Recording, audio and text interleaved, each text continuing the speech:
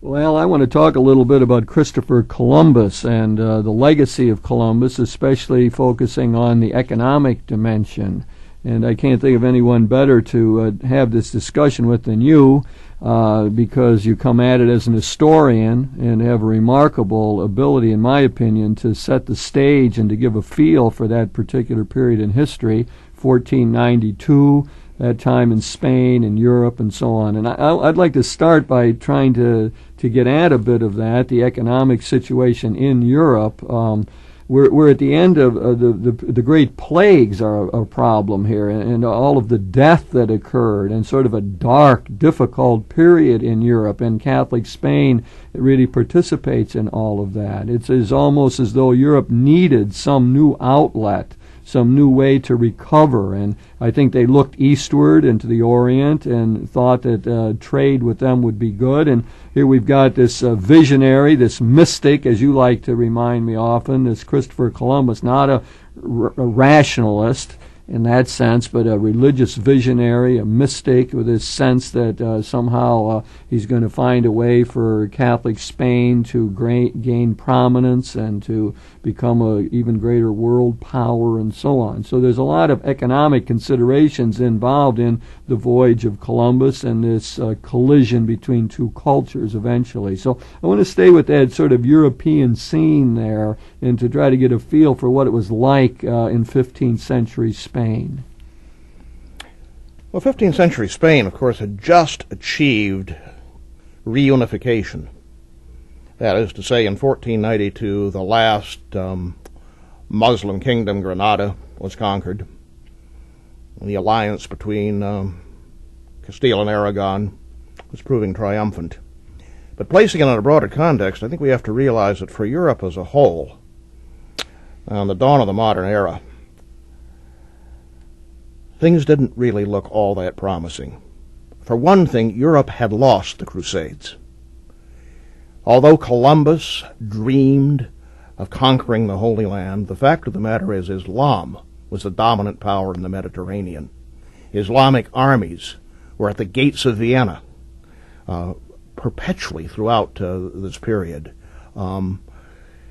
As a matter of fact, some of the present-day problems in what used to be Yugoslavia date from the fact that that area was once under Islamic control, creating deep cleavages within society. I guess we can say Christian Europe was pretty much embattled, and changes within the Islamic world, the fall of Constantinople to the Ottoman Turks, repressive trade policies and what have you, had made it very, very difficult for Europe to gain outlets to markets. I guess if you look at it simply in terms of the economic situation, 3 points need to be made. First of all, Europe was not wealthy. The Middle East, and China in particular, were far more affluent and far more powerful at this time. Secondly, Europe had a trade problem. In terms of the various spices and other luxury goods needed by the European aristocracy, they were not only difficult to get, but there was an imbalance in trade in the sense that they didn't have commodities to exchange for them and were therefore, ever since Roman times, experiencing an outflow of gold and silver to the east. And third, and I think this is the most crucial, European agriculture was in crisis. The Europeans were simply not producing enough food to support their own population. So you not only had recurrent problems of plague, which were pretty much receding by 1492, you had famine as a result of an inadequate agricultural base.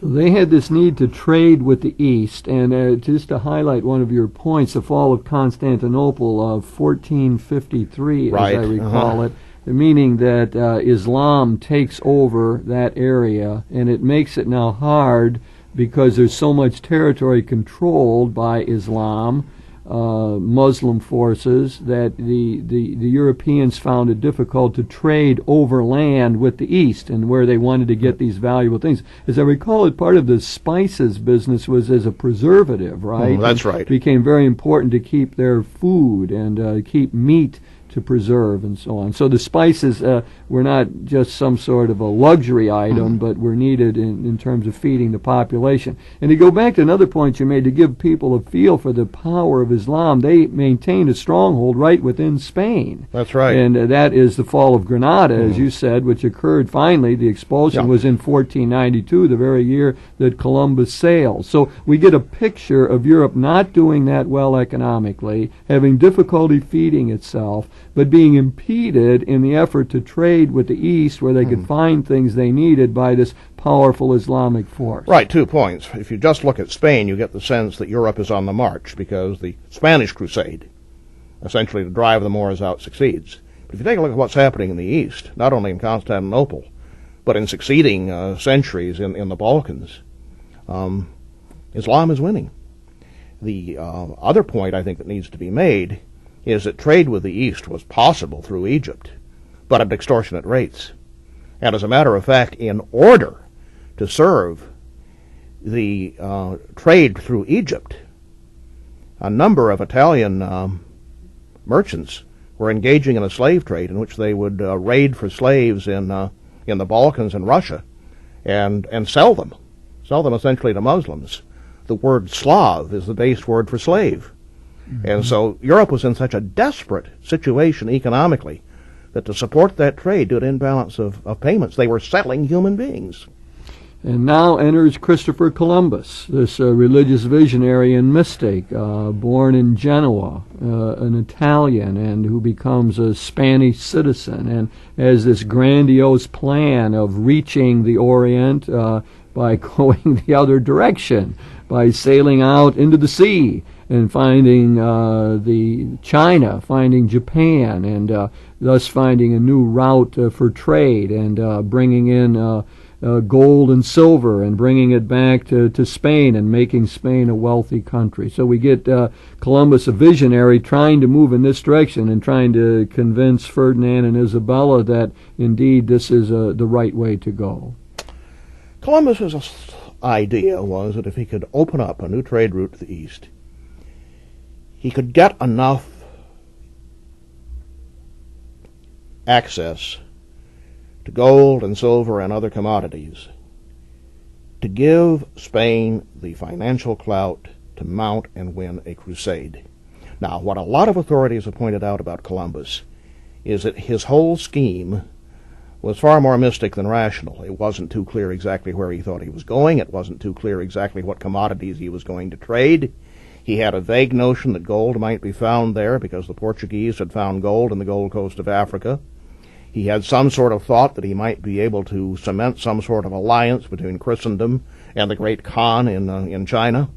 But in terms of really having a specific rational plan, he didn't have one. As a matter of fact, his geography was way off. He relied much more on strange passages of Scripture taken out of context to prove that the world was smaller than most people thought than he did on good scientific analysis.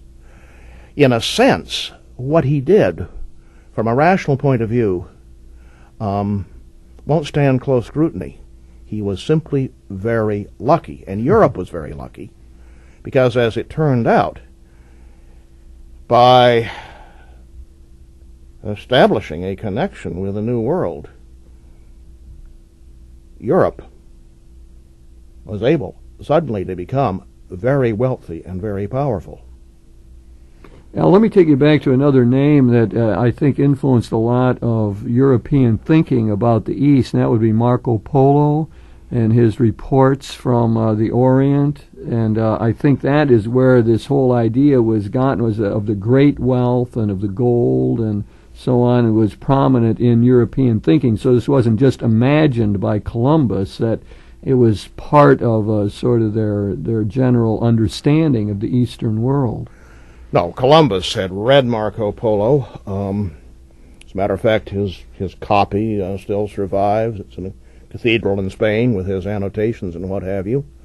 However, there had been no actual contact with the Chinese imperial government in many, many years. China had turned inward. There had been many, many changes. Columbus carried a letter of introduction to the Great Khan, That dynasty had been overthrown a century before. So when I say that beyond that, in terms of the geography involved, if you read Columbus's statements, you're not too clear whether he thinks he's going to Japan, or whether he is going to China, or whether he's going to the Spice Islands, and it's confused still further by the fact that the patent he received, which he negotiated, gave him the right to become the ruler of whatever it was he found. And in no way could a couple of tiny little European ships overthrow the Chinese or the Japanese governments and take over. So when I say there's a lot of confusion in what Columbus was about, that's the sort of thing I'm referring to. I think the standard story that one usually thinks of is that Columbus was looking for the route to the east. He saw it as a way of getting the gold and the valuables and bringing it back, and that all through his life and to the very end thought he had discovered the outer islands of this great empire and so on. Now, I know there's a revisionist viewpoint on that among historians. It's a wonderful book that you suggested I read, and I have found to be helpful, called The Conquest of Paradise by Kirkpatrick Sale. It's really quite a fine work and very provocative in many ways, and I've also read reviews of it which suggest that not everyone agrees with our friend Kirkpatrick Sale, but his sense is much more revisionary, that Columbus could not have really thought that much of his behavior and so on indicated that he did know that he had found a new continent, as a matter of fact, and that he was not really thinking that he was on the land of the Great Khan at all. Well, what Columbus thought really depends on which part of his journal you look at. Certainly in the early years, Columbus believed that he was in the New World. As a matter of fact, he even got his sailors to sign some sort of affidavit to the effect that Cuba was not an island, but it was instead part of the Oriental mainland. He was so convinced that that's where he was. Then, on a later voyage, when he discovered the mouth of the Orinoco and some mountain ranges, he decided he'd found the earthly paradise.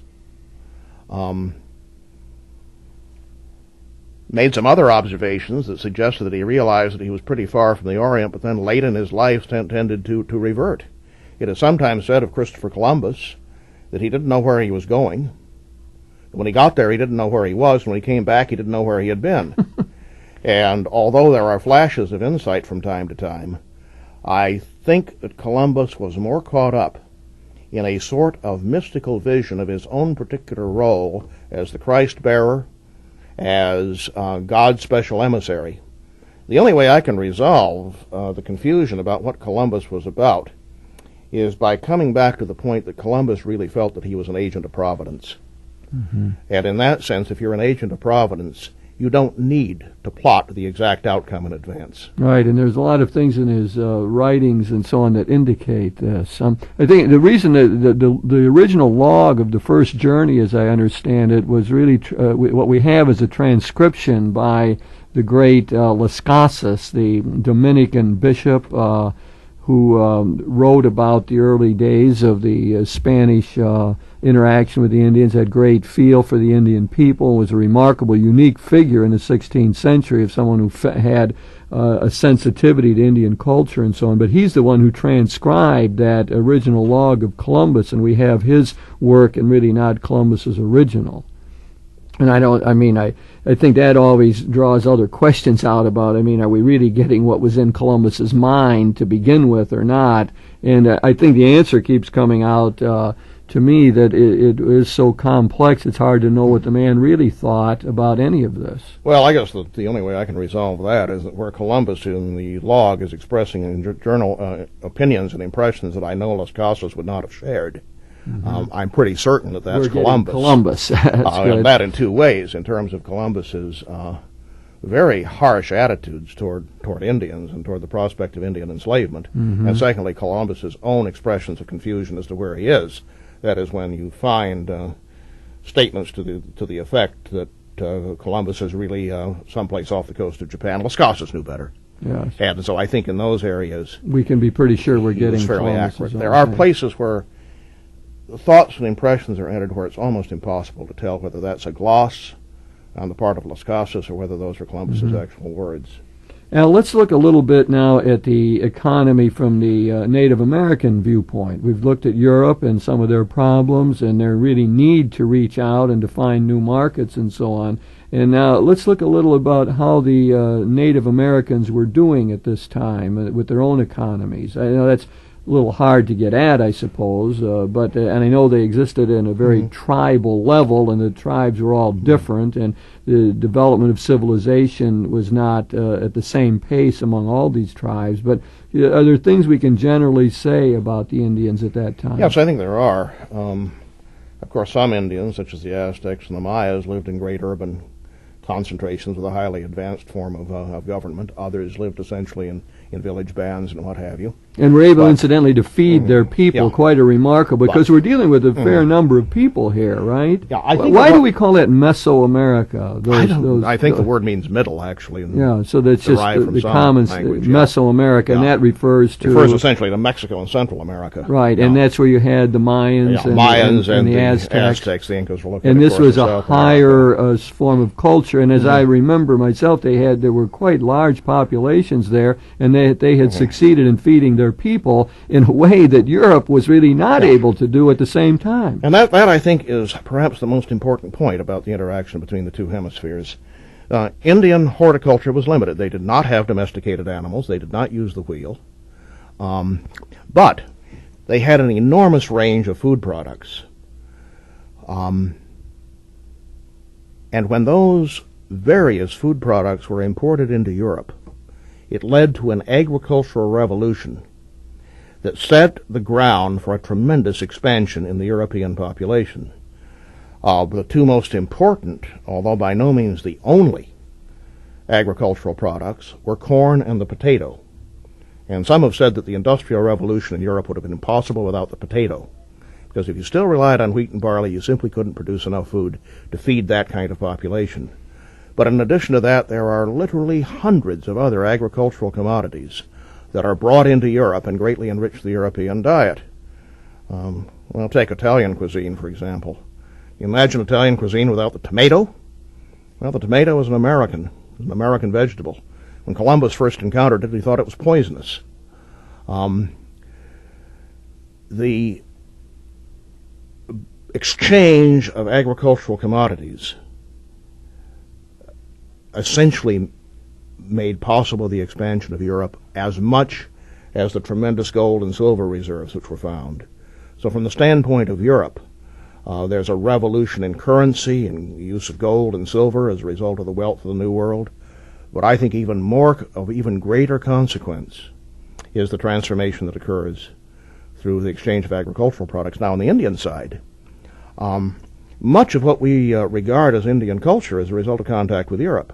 For example, the horse had become extinct in the New World long before the first migrations out of Siberia, around 25,000 or 50,000 BC. The horse culture of the American plains is an adaptation that occurred as a result of Spanish horses running wild out of Mexico up into the north and then being tamed and domesticated by Indians. I think that probably the most unfortunate effect on Indian life, however, was their involvement in the fur trade. Prior to contact with Europeans, I associate that more with the French, right? Well, the French and the English. The French and the English. It was just as much an aspect of English culture. The French didn't settle in large numbers, so they kept the Indian tribes intact. But the essential point is this. Prior to the fur trade, Indians in New France, in eastern North America, ultimately on the Pacific coast and what have you, managed to live in a fairly balanced way with their natural resources. They had a combination of hunting, gathering, horticulture, fishing, with very, very limited exploitation of furs. And they did not harvest furs on a large scale for commercial purposes. Once they became in contact with Europeans, they started slaughtering animals in large numbers, leading to the virtual extermination of the beaver in large areas. They became hooked on European trade goods, guns, textiles, glass beads, and tragically alcohol, which had a devastating effect on their societies. And they also started waging wars among one another over control of the fur trade. Now, there had always been a certain level of hostility among Indian tribes. It wasn't exactly the peaceable kingdom. The noble savage image is way off base. But large-scale warfare in North America and Canada, at least, was simply not part of the pattern prior to contact with Europeans. So you can make a strong case that this encounter with European culture economically did great damage to the Native Americans, and it introduced even a new cultural kind of outlook and a more competitive kind of spirit, I guess you would say. I think that for some Indians, probably in the initial years of contact, there was an improvement in their overall material standard of life. But over the long haul, it was disastrous. And what happened in particular in North America is once the fur trade is no longer a vital part of the European economy, once you have the establishment of agricultural communities and later industrialization, the Indian is marginalized. He no longer has a place. And so he winds up, essentially impoverished on reservations and what have you, no longer of any particular economic independence or value. Let's go back to Christopher Columbus a minute. I think it's commonly said he was looking for God and gold, spread the kingdom and find the gold, and I get the impression a lot of times that he just was dominated by this quest for gold, and when he first found the first people he encountered did have small trinkets of gold, and he wanted to collect those and so on. Then he sent these glowing reports back to the king and queen that they were finding this great gold, and he kept looking for it, never finding it, and he got mad at the Indians because they was unable to discover where the mines really were and felt they were holding back, etc. It was only later, really, after his death, that they did find any great gold reserves. When Columbus first encountered the Indians of the Caribbean, they possessed certain ornaments made of gold, which they were willing to trade with the Spanish or give to the Spanish. Columbus simply got greedy. He assumed that there was an enormous supply, and one of the really black marks in Columbus's record is that under his government, when he was essentially the administrator of the Spanish colony there, the Indians were forced to provide a thimbleful full of gold every few months, or suffer all kinds of penalties, including bodily dismemberment. It's a terrible atrocity. Columbus's desire for gold was fueled in part by his misplaced religiosity. He thought that gold would be the means through which the Spanish monarchy could mount a new crusade for Christ. To liberate the Holy Land. But the other part of it is Columbus was also a bit of a social climber. He wanted wealth and social prominence himself. As a matter of fact, when he died, did have quite a bit of wealth. He was always claiming that he was an abused man living in poverty, but that's simply not true. He died in 1506, as I remember, and had quite an estate when he died and handed it on to his offspring. He spent the last part of his life complaining bitterly that he had been abused, that he hadn't gotten his due, but that's not true. Now let's look a little bit more at the legacy of all this, and the picture that I've gotten is that the Europeans profited greatly from this. I mean, the potato and corn, and this helped their economy. The gold and silver coming back into Europe did provide the resources and helped set up the capitalistic system, eventually gave that kind of possibility to Spain and to other countries. So Europe profited greatly in that way. Short term, the Indians had trouble. I mean, it did profit because of the horse that enabled them to get game better that they needed and so on. But long term became disastrous for the Indians. Is that the general sense that the way you see it?